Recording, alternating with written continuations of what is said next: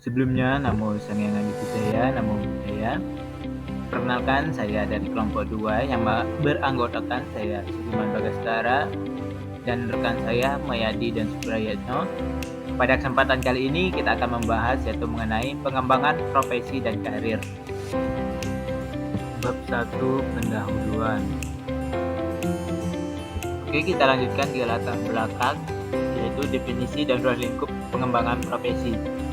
Di era globalisasi yang ditandai dengan perkembangan teknologi yang sangat pesat, dunia kerja mengalami transformasi yang signifikan dan memaksa setiap individu maupun perusahaan untuk terus beradaptasi dengan perubahan tersebut.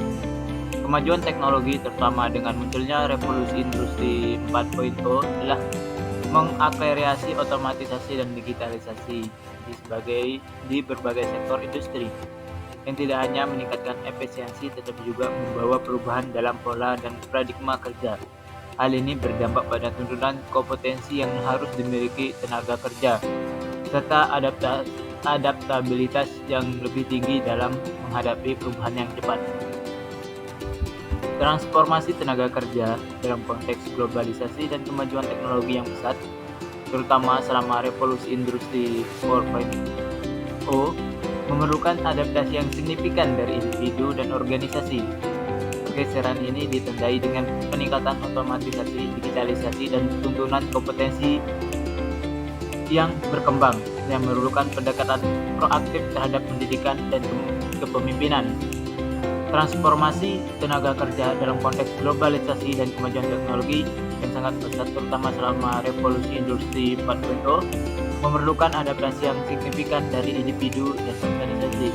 Menurut Aliye dan kawan-kawan pada tahun 2024, pergeseran ini ditandai dengan peningkatan otomatisasi, digitalisasi, dan tuntutan kompetensi yang harus berkembang, yang memerlukan pendekatan proaktif terhadap pendidikan dan kepemimpinan. Pengembangan profesi oleh karena itu menjadi bagian penting dalam memastikan seseorang individu relevan dalam pekerjaannya. Pengembangan ini merupakan serangkaian aktivitas terstruktur yang dirancang untuk meningkatkan pengetahuan, keterampilan, dan kompetensi profesi seseorang. Aktivitas ini mencakup proses berkelanjutan yang tidak hanya melibatkan pelatihan formal, tetapi juga pembelajaran yang diperoleh dari pengalaman kerja, kursus lanjutan, dan adaptasi terhadap teknologi baru. Pembelajaran seumur hidup mencakup pendidikan formal, pendidikan non-formal, dan pembelajaran informal. Melalui pengalaman kerja, kursus lanjutan, dan adaptasi dengan teknologi baru. Hal ini bertujuan untuk mengurangi kesenjangan kompetensi antara karyawan dan persyaratan pasar tenaga kerja, meningkatkan daya saing dan pengembangan karir menurut Jana dan kawan-kawan pada tahun 2015. Baik, berdasarkan latar belakang yang kami susun di atas tadi, di sini kami merumuskan beberapa rumusan masalah. Yang pertama yaitu bagaimana konsep dan strategi pengembangan profesi yang efektif di era modern. Terus yang kedua, apa saja tantangan yang dihadapi dalam karir pengembangan dan bagaimana cara mengatasinya. Terus yang ketiga, bagaimana membangun jalur karir yang berkelanjutan dalam menghadapi perubahan dunia kerja. Yang keempat, apa peran teknologi dalam pembangunan profesi dan karir. Terus yang kelima, bagaimana cara menyeimbangkan pengembangan hard skill dan soft skill dalam pengembangan karir. Kita lanjut ke pembahasan yang pertama, yaitu konsep dasar pengembangan profesi. Yang pertama yaitu definisi pengembangan profesi. Pengembangan profesi merupakan proses berkelanjutan untuk meningkatkan kemampuan, pengetahuan, dan keterampilan di bidang pekerjaan tertentu. Ini mencakup peningkatan kompetensi, teknis maupun soft skill yang mendukung kinerja profesional. Pengembangan soft skill sangat penting untuk kesuksesan pribadi dan profesional, mencakup sebagai kompetensi seperti keterampilan komunikasi, kecerdasan emosional, kerja tim, kemampuan beradaptasi, dan keterampilan pemecahan masalah. Komunikasi yang efektif sangat penting untuk kolaborasi dan keterampilan, karena kekurangan di bidang ini dapat menghambat keterlibatan siswa dan kesiapan kerja. Pengembangan profesional berkelanjutan atau CPD memainkan peran penting dalam proses ini karena mendorong para profesional untuk memperoleh keterampilan dan pengetahuan baru sepanjang karir mereka. memastikan mereka tetap relevan dan mudah beradaptasi di bidangnya. Pengembangan profesional merupakan proses pembelajaran yang berkesinambungan, sehingga belajar cara terbaik untuk menyesuaikan kemampuan pengajaran dalam rangka memenuhi kebutuhan belajar siswa. Asmawati pada tahun 2020 untuk ke komponen pengembangan profesi. Yang pertama yaitu pendidikan formal dan non-formal. Pendidikan formal adalah pendidikan yang dilakukan melalui jalur pendidikan di sekolah-sekolah, dimulai dari pendidikan dasar, berlanjut ke menengah hingga pendidikan tinggi. Jalur ini memiliki jenjang pendidikan yang runtut dan jelas sehingga menghasilkan ijazah atau gelar, sedangkan pendidikan non-formal adalah satu jalur pendidikan yang dilakukan di luar pendidikan formal, seperti kursus atau pelatihan singkat yang memperkaya keterampilan atau pengetahuan tertentu tanpa melalui jalur akademik yang sangat panjang. Pendidikan formal, non-formal, dan informal ketiganya hanya dapat dibedakan tetapi tidak bisa dipisahkan, karena keberhasilan pendidikan dalam arti terwujudnya output pendidikan berupa sumber daya manusia sangat penting kepada hubungan ketiga subsistem tersebut terhadap keberhasilan siswa. Syayadah dan kawan-kawan pada tahun 2020. Komponen yang kedua yaitu pelatihan dan sertifikasi. Pelatihan adalah proses pembelajaran yang berkelanjutan meningkatkan keterampilan dan pengetahuan teknis maupun praktis sesuai dengan kebutuhan profesi tertentu. Pelatihan melengkapi karyawan dengan keterampilan yang diperlukan, yang mengarah pada peningkatan kinerja pekerja dan peningkatan kepercayaan diri. Sertifikasi merupakan pengakuan resmi atas keahlian dalam bidang tertentu yang diperoleh setelah mengikuti pelatihan dan lulus uji kompetensi. Mamati pada tahun 2023. Sertifikasi menunjukkan bahwa seseorang telah memenuhi standar kompetensi yang diakui dalam profesi tersebut. Baik, saya lanjutkan ke pembahasan komponen pengembangan profesi yang bagian 3, pengalaman kerja. Pengalaman kerja adalah keterlibatan langsung dalam pekerjaan atau proyek yang relevan dengan profesi. Melalui pengalaman kerja, seseorang dapat menanamkan keterampilan yang dipelajari, menambahkan pemahaman, analisis praktis, serta mengembangkan kemampuan dan memecahkan masalah di lapangan. Menurut Bill dan kawan-kawan, pengalaman kerja memfasilitasi perolehan keterampilan penting seperti kerja tim, kepemimpinan, dan manajemen proyek yang sangat penting dalam pengetahuan profesional. Selanjutnya bagian yang keempat, jaringan profesional. Jaringan profesional adalah hubungan dan koneksi dengan rekan sejawat, mentor, atau ahli dalam bidang yang sama atau terkait. Memiliki jaringan profesional yang kuat dapat membuka peluang baru, memberikan akses terhadap informasi terbaru industri, serta dukungan dalam pengembangan karir. Menurut Jessica dan kawan-kawan, membangun modal sosial sangat penting untuk kemajuan karir karena banyak peluang kerja tersembunyi dan tidak diiklankan secara publik. Dan yang kelima yaitu pengembangan soft skill. Soft skill adalah keterampilan pribadi dan interpersonal yang mendukung keberhasilan profesional seperti komunikasi, manajemen waktu, kepemimpinan, kolaborasi, serta kemampuan mengelola emosi dan stres. Pengembangan soft skill penting untuk mendukung kinerja dan interaksi yang efektif dalam lingkungan kerja. Menurut Sweta, keterampilan lunak termasuk komunikasi, kepemimpinan, dan manajemen emosional sangat penting untuk meningkatkan kinerja individu dan membina tempat kerja kooperatif. Pembahasan selanjutnya yaitu tantangan karir dan solusi mengatasinya. Tantangan pertama yaitu perkembangan teknologi yang cepat. Teknologi dan alat-alat baru bermunculan dengan sangat cepat. Perkembangan teknologi yang pesat ini mempengaruhi berbagai aspek kehidupan termasuk dalam pengembangan karir.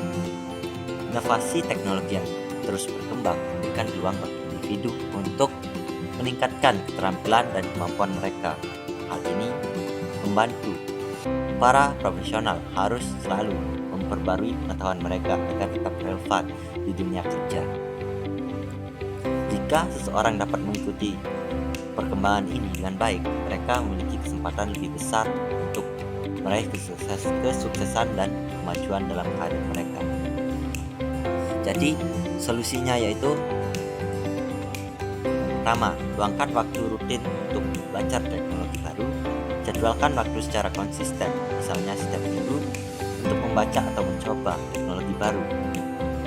Ini dapat membantu mengikuti tren tanpa mengabaikan pekerjaan utama. Yang kedua, ikuti blog atau forum dan komunitas developer. Bergabung dalam komunitas online atau membaca blog dan forum industri bisa menjadi cara efektif untuk mendapatkan pengetahuan baru dari para praktisi. Yang ketiga, fokus menguasai fundamental yang tidak mudah berubah. Kita harus memahami konsep dasar yang berlaku luas seperti algoritma, struktur data, atau prinsip desain perangkat lunak, karena konsep ini mendasari teknologi baru yang terus berkembang. Tantangan kedua yaitu work-life balance. Banyak orang merasa harus bekerja lebih keras atau lebih lama untuk memenuhi ekspektasi atasan, mengejar deadline, atau mencapai target. Dalam berbagai industri atau posisi, jam kerja yang panjang dan tuntutan pekerjaan yang tinggi dapat membuat sulit untuk membagi waktu antara pekerjaan dan kehidupan pribadi. Jadi, dalam tantangan ini, solusinya yaitu yang pertama, tetapkan batasan waktu kerja yang jelas. Yang kedua, tingkatkan kemampuan manajemen waktu. Yang ketiga, komunikasi beban kerja dengan atasan. Tantangan yang ketiga yaitu debugging and problem solving. Masalah yang muncul tidak jelas dan memahami penyebabnya memerlukan waktu dan upaya ekstra. Pengembangan mungkin hanya melihat gejala tanpa mengetahui akar masalah. Solusi untuk mengatasinya yaitu gunakan teknik debugging sistematis atau memperbaiki kesalahan. Terus, dokumentasi masalah dan solusi untuk pembelajaran. Dan yang terakhir yaitu jangan ragu minta bantuan rekan kerja. Masalah yang keempat yaitu komunikasi dengan tim. Kesulitan menjelaskan hal teknis ke non-esensial stakeholder. Ada tantangan atau hambatan dalam menyampaikan informasi yang bersifat teknis kepada pihak-pihak yang tidak memiliki pemahaman atau latar belakang teknis yang mendalam, seperti manajer, klien, atau pemangku kepentingan lainnya. Hal ini sering terjadi dalam proyek yang melibatkan aspek teknologi atau spesifikasi teknis yang sulit dipahami oleh orang yang tidak berfokus pada bidang tersebut. Dalam hal ini, komunikasi yang jelas dan efektif sangat penting untuk memastikan bahwa semua pihak yang terlibat memiliki pemahaman yang tepat. Jadi solusinya yaitu pertama, latihan kemampuan komunikasi. Yang kedua, gunakan analog dan penjelasan sederhana. Dan yang ketiga yaitu siapkan dokumentasi yang jelas. Tantangan yang kelima yaitu ground. Kelelahan mental karena tekanan kerja.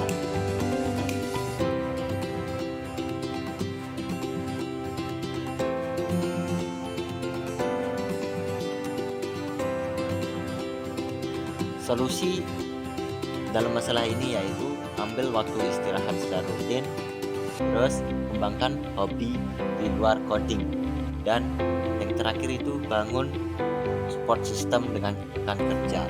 Tantangannya yang keenam yaitu karir dan pengembangan diri, di mana dalam tantangannya ini kebingungan arah pengembangan karir menjadi masalah utamanya, Pak. Jadi solusi untuk mengatasinya yaitu yang pertama, tetapkan goals jangka pendek dan panjang. Terus yang kedua, cari mentor yang berpengalaman, dan yang terakhir yaitu ikuti training dan sertifikasi relevan. Bahasan selanjutnya yaitu membangun jalur karir yang berkelanjutan. Yang pertama yaitu pengembangan diri yang terus-menerus. Dunia kerja yang terus berubah, dan untuk tetap relevan, penting untuk terus belajar dan mengembangkan keterampilan. Ini termasuk keterampilan teknis, keterampilan lunak, serta keterampilan digital.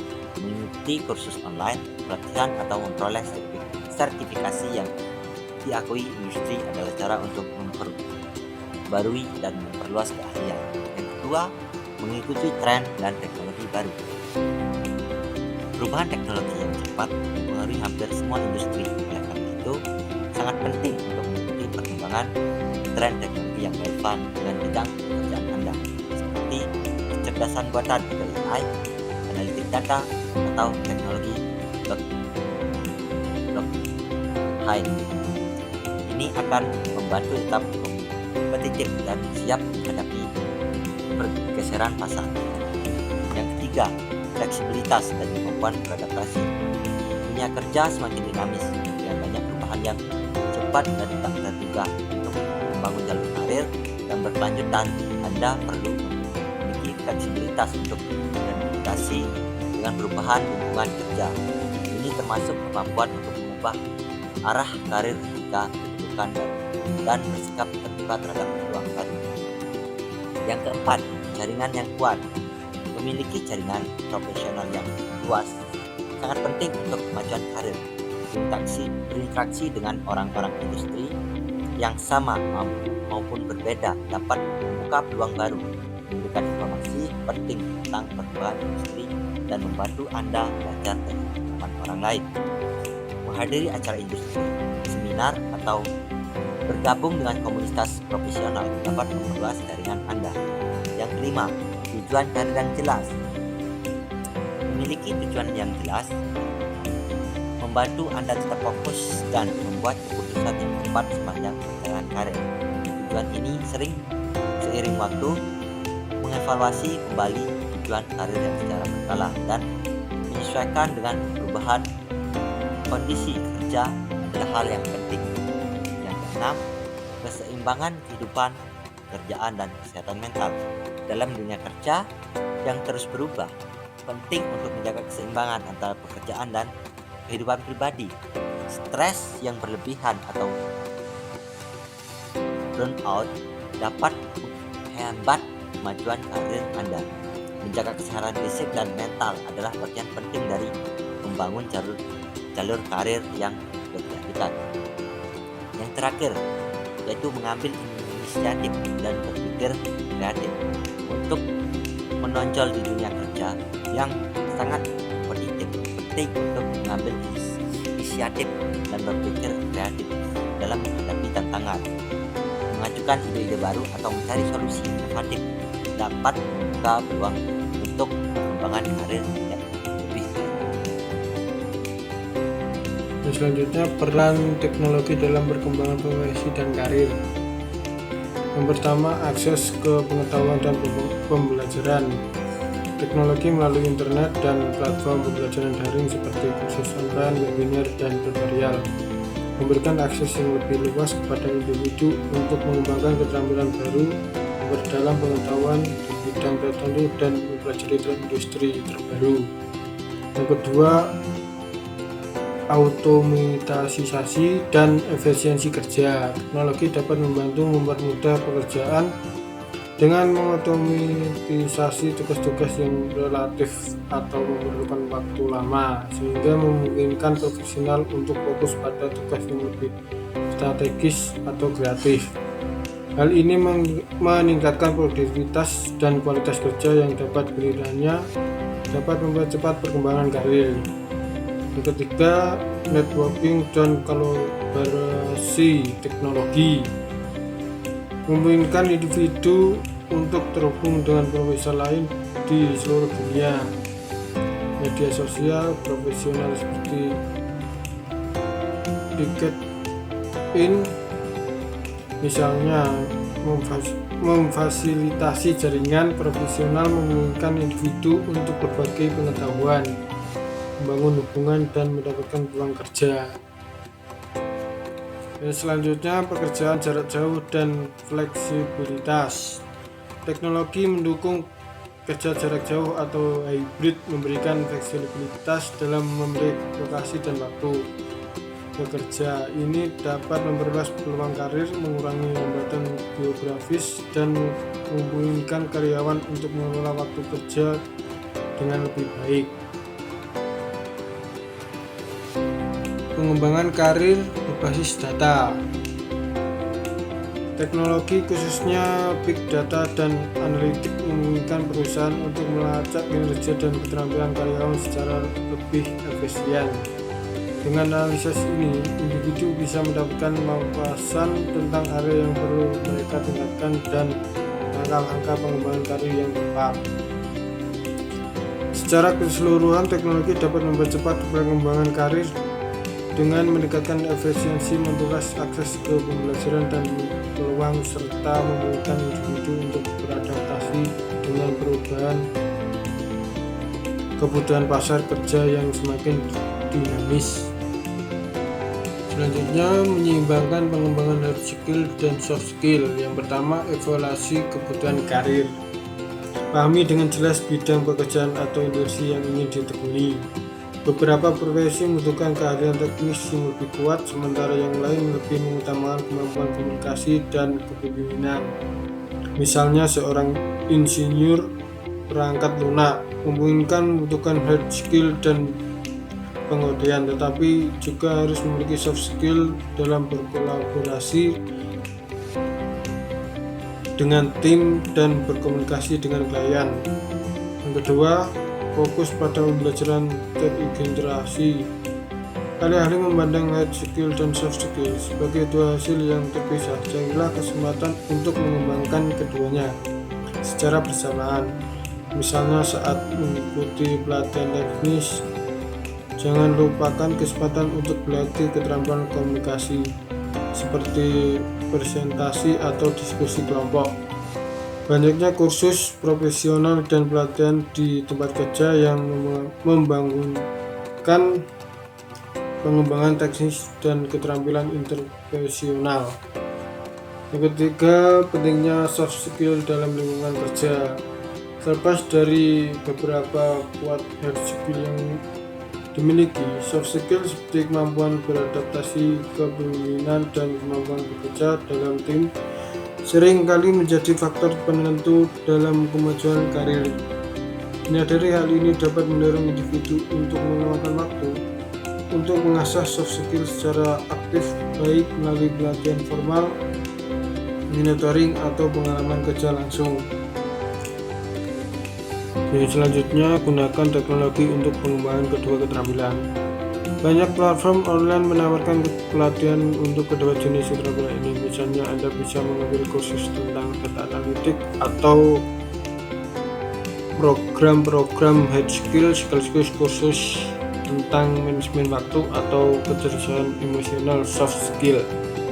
Platform seperti Coursera, edX, atau LinkedIn Learning seperti menawarkan program yang mencakup keduanya. Selanjutnya, praktik dan penerapan. Pengembangan soft skill sangat bergantung pada pengalaman praktis. Cobalah untuk terlibat dalam proyek yang melibatkan kerja tim, komunikasi dengan klien, atau memimpin kelompok, yang memungkinkan Anda untuk mengasah keterampilan interpersonal. Sementara itu, untuk hard skill, aplikasikan pengetahuan teknis melalui proyek-proyek nyata atau simulasi. Mendapatkan umpan balik dari mentor atau rekan kerja dapat membantu menilai di mana kekuatan dan kelemahan Anda dalam kedua aspek ini. Misalnya, apakah Anda lebih perlu meningkatkan keterampilan teknis Anda, atau Anda perlu bekerja lebih keras dalam keterampilan sosial atau kepemimpinan. Secara keseluruhan, Mengembangkan hard skill dan soft skill secara bersamaan akan memberikan keuntungan kompetitif dan membuat seseorang lebih siap menghadapi tantangan dan karir mereka, baik dalam pekerjaan teknis maupun peran manajerial.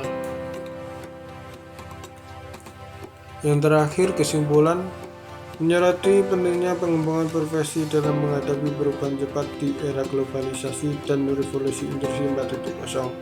Teknologi yang harus berkembang mengubah pola dan paradigma kerja, menuntut individu untuk selalu meningkatkan keterampilan baik hard skill maupun soft skill. Pengembangan profesional tidak hanya sebatas pendidikan formal, tapi juga menyangkut pelatihan, sertifikasi, pengalaman kerja, dan jaringan profesional.